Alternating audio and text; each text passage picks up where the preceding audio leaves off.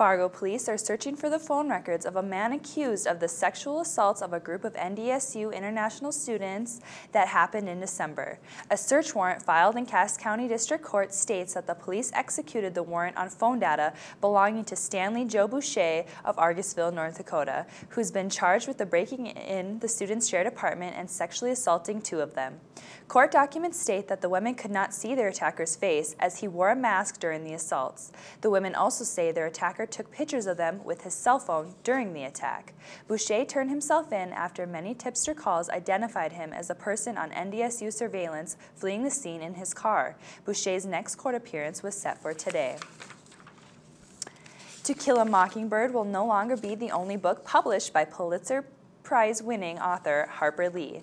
The novelist is set to release Go Set a Watchman. Lee finished writing the book back in the 50s, but she set it aside before a friend discovered it last year. Go Set a Watchman is reported to contain many of the same characters from To Kill a Mockingbird. The book is set to be released on July 14th. The wait is over. Chipotle is opening on Monday. Hours will be 11 a.m. to 10 p.m., 7 days a week. The Mexican restaurant has brought around 35 to 40 new jobs to Fargo. This is the first and only Chipotle in North Dakota. The chain currently has more than 1,600 locations and is expected to add an additional 200 this year. After a slow start to the season, the Minnesota Wild need to make up ground in the playoff race and need to do it fast. One of the key components for the Wild getting back in the hunt is Devin Dubnyk.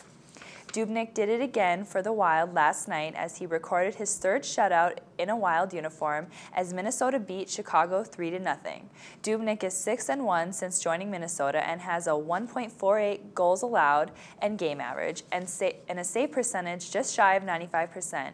Minnesota is now 3 points back of the final playoff spot in the Western Conference. And now let's take a look at the weather, brought to you by MapBus. It looks like it'll be sunny today with a high of 10 degrees, a chance of snow for the rest of the week with highs in the mid-20s, but it'll warm up to almost 30 the beginning of next week. This has been an SUTV News Update brought to you by the NDSU Bookstore.